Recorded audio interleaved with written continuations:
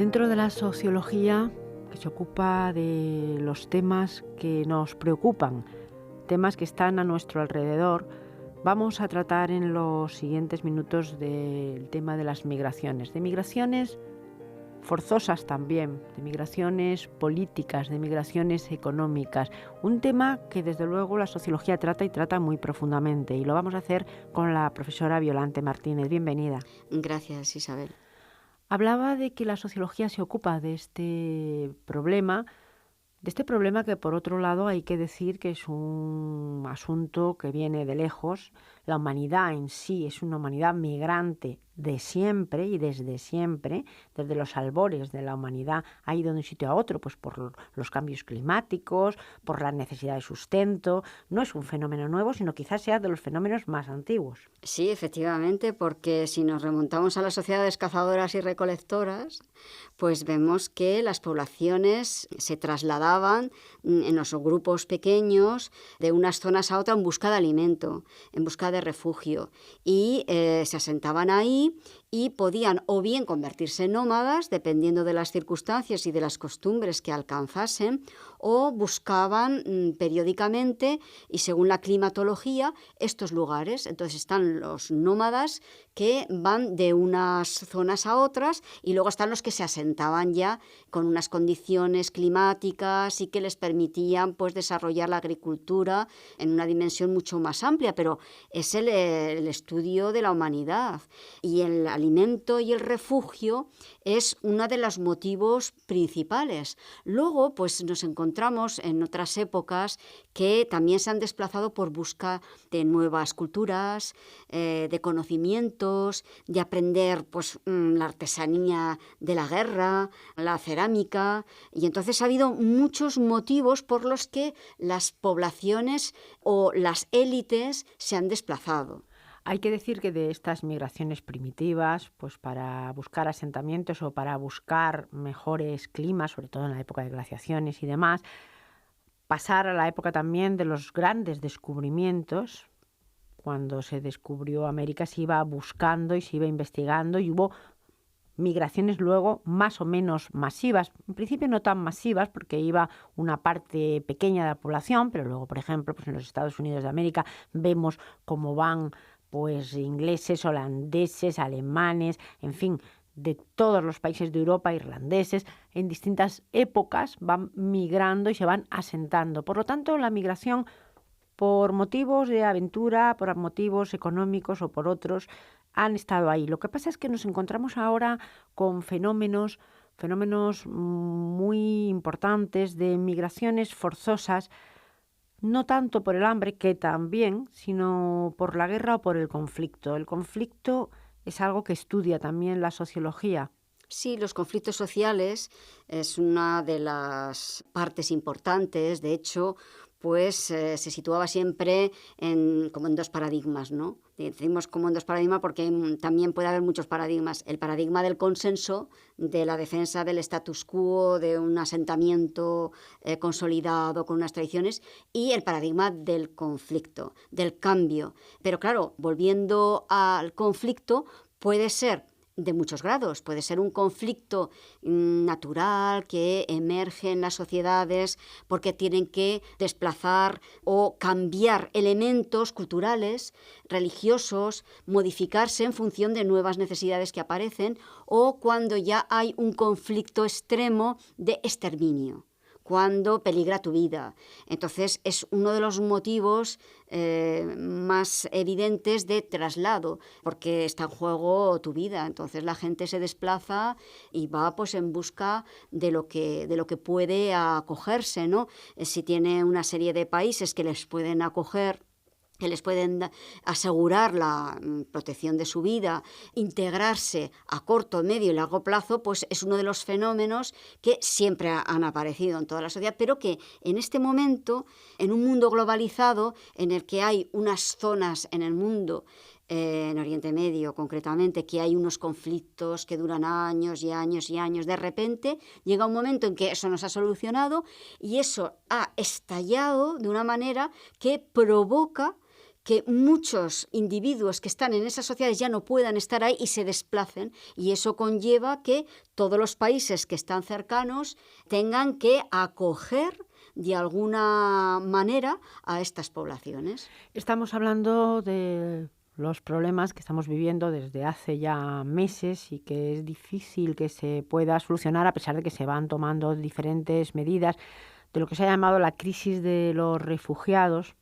En concreto pueden ser sirios, pueden ser en este momento de otros países, porque verdaderamente la sociología cuando estudia, por ejemplo, conflictos como el conflicto sirio, hasta desde el punto de vista sociológico o político, son muy difíciles de entender, porque primero los conflictos surgen desde dentro y podemos decir entre facciones de un mismo elemento. Por ejemplo, dentro del Islam, pues los chiíes, los suníes, no nos vamos a meter en este conflicto político, pero sí es cierto que el conflicto empieza desde dentro y muchas veces las potencias desde fuera no tienen muy bien estudiado lo que está pasando.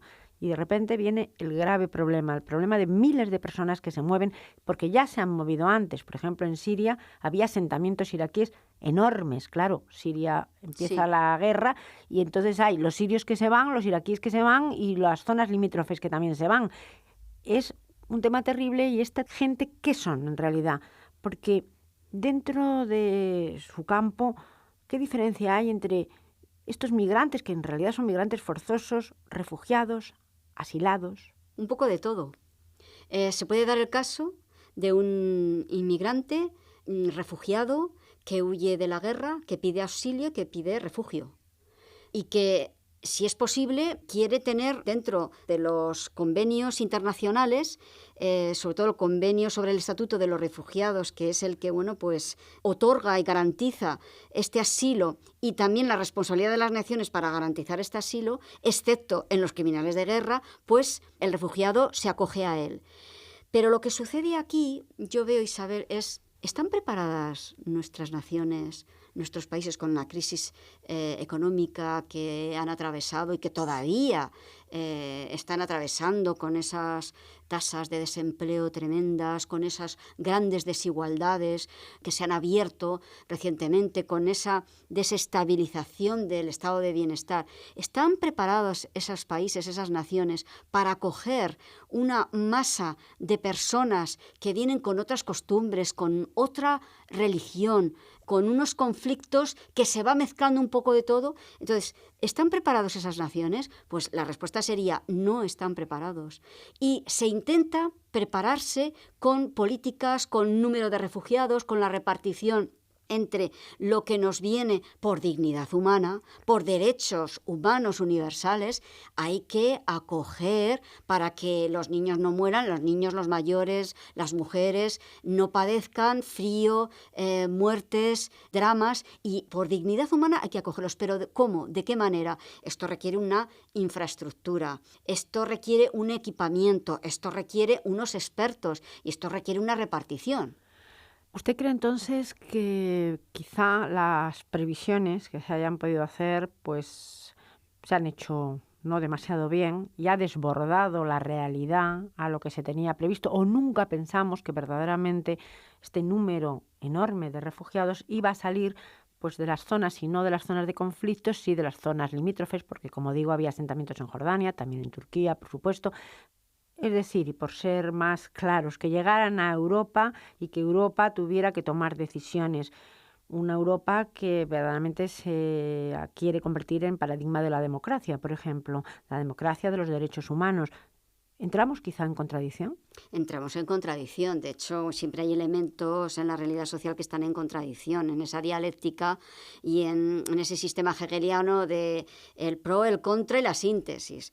Yo pienso que Europa se ha asustado mucho en este sentido, porque ya tiene problemas internos.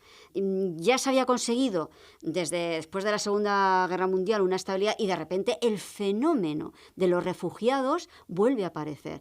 No se esperaba, como tú dices, Isabel, en esa cantidad. No se estaba preparado, pero es que además hay una serie de refuerzos de miedo, de resistencia a que te invadan y te desestructuren. Una situación de estas, entre comillas, equilibrio o armonía aparente, con todos los problemas que hay por resolver. Entonces, ni se estaba preparado, ni se sabe cómo abordar un drama de este calibre.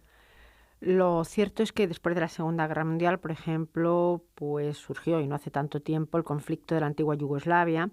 Aquí hubo una serie de refugiados en menor número, pero que yo creo que la Unión Europea recibió de una manera mucho más cordial, entre comillas, en el sentido de que eran más afines, porque en realidad eran europeos. Y una pequeña parte musulmana en Bosnia, pero el resto se consideraban mucho más afines, pues culturalmente, en materia de religión.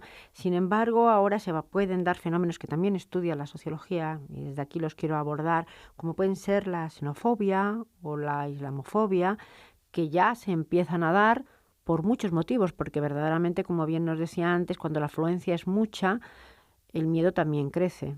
El miedo crece. Los efectivos de población son flujos poblacionales que producen riqueza a los destinos donde van.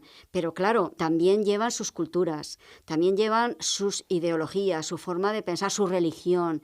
Entonces, en la interacción entre el mestizaje de las poblaciones y de las sociedades va a salir algo nuevo. Entonces, ahí hay un cambio social de integración y de acogida de poblaciones que vienen de sociedades que están desestructuradas, destruidas por conflictos bélicos, pero que tienen otras culturas distintas y sobre todo otra religión. Entonces, el fenómeno de la xenofobia aparece en ese mestizaje que es muy difícil de armonizar. Nos habla de mestizaje. Por poner un ejemplo, hemos visto acontecimientos, por ejemplo, en Francia, con personas que ya han nacido allí, que en algunos casos son ya tercera generación y que sin embargo no se ha producido ese mestizaje. Son dos culturas que viven juntas pero totalmente separadas, como si hubiera un muro invisible. Es decir, la palabra mestizaje, que es una palabra, para mi punto de vista, bonita cuando es real, no se da tanto. Son culturas que viven, pero viven casi de espaldas en un mismo sitio y ocupando un mismo espacio. Sí, una torre de Babel. Aquí, en sociología concretamente, captaría el fenómeno de los refugiados, de estos desplazamientos de personas que vienen por motivos de asilo político, por motivos de supervivencia, por motivos también de hambruna, a pedir ayuda a los países ricos que están cercanos, que eso lo haría todo ser humano. Aparecen el fenómeno de la integración, el fenómeno del acogimiento, el fenómeno de la distribución de esa infraestructura de acoger a esa población a medio, corto y largo plazo, porque claro, también hay que pensar que no todos los que se desplazan se van a quedar para siempre, sino que una gran parte de estos refugiados quieren volver a su país. Concretamente los sirios, muchos se les ha preguntado y dicen, no, yo quiero volver a mi país, pero cuando no peligre mi vida. Lo que ocurre es que verdaderamente también los destinos, y esto también sería motivo de estudio por la sociología, los destinos que podrían ser un destino más o menos repartido en general suelen ser los países. Es verdad que en la política de cupos veremos a ver cómo va quedando todo, pero suelen ser unos destinos en los que el refugiado piensa que puede vivir y realizar mejor su vida, mientras que otros que se van quedando por el camino no se pide refugio en estos países de tránsito, que también forman parte de la Unión Europea. Sí, efectivamente, eso es lo que pasa, que hay a corto plazo países de tránsito que se distribuye de alguna manera donde pueden ser absorbidos. ¿En qué medida? No se van a quedar en esos países de tránsito frontera que no están preparados ni pueden absorberlos. Y luego van a los de destino. Y en esos de destino es donde, pues se está intentando hacer esos convenios, ponerse de acuerdo, distribuir la riqueza, porque claro, lo que piensan los refugiados a lo que va a ser después es otro mundo distinto. Pero de hecho, aquí yo creo que los pactos políticos son importantísimos. Los planes de choque y los de acogida son básicos porque no les podemos dejar, en los países ricos no pueden dejar que las personas mueran en las cunetas. Los planes políticos serían quizá objeto de otro programa y de otra materia, pero estos planes de acogida y estos planes de inserción y estos planes sociológicos a corto, a medio o a largo plazo poder integrar, porque la palabra es integrar a esta población, en muchos casos masiva, no es tan fácil cuando no te da tiempo casi a estudiarlo, porque el problema ya está aquí. Eso es estudiar lo inmediato, lo que necesitan las personas sin pensar pues desde una perspectiva islamofóbica que pueden venir con una religión que les va a desestabilizar, sino que necesitan refugio, comida, alimento, protección en primera y segunda instancia. Las ONGs aquí tienen un papel importantísimo, entonces. ¿Cómo articular todo eso? Pues como cuando pasa una catástrofe natural. Primero hay que hacer un plan de supervivencia y después ya, conforme eso está paliado, esas primeras olas de refugiados que vienen desesperados por el miedo a que les maten, por el miedo a perder su vida, pues una vez que ya se ha acogido, en términos de humanidad, pues se vaya estructurando sociopolíticamente su integración. No es nada fácil el tema que nos ocupa, porque como hemos dicho también a lo largo del programa, pues surgen problemas como pueden ser el de la xenofobia u otros, derivados de la situación, a veces muy difíciles de paliar, también el de la educación. La educación no se puede hacer a corto plazo, es decir, no educas a la gente para recibir a otra gente de un día para otro, pero tampoco el que va le educas para poderse integrar. En todo eso y hacerlo de una manera rápida es lo que nos dice la profesora Martínez, que de una manera u otra hay que hacerlo e intentar hacerlo lo mejor posible. Sí, planes de emergencia.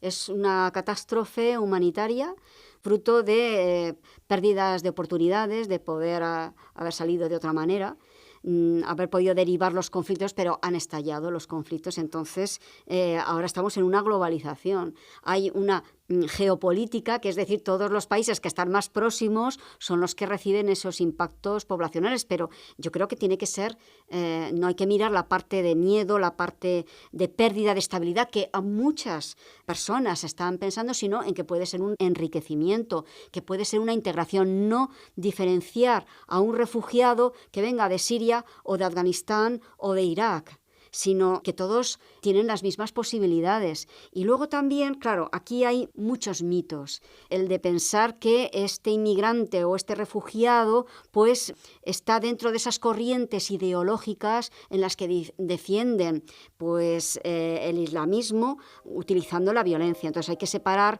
este tipo de cuestiones porque se mezclan y el resultado es que hay un rechazo. Pues muchísimas gracias, aquí lo dejamos, seguiremos seguro hablando del tema. Gracias a ti.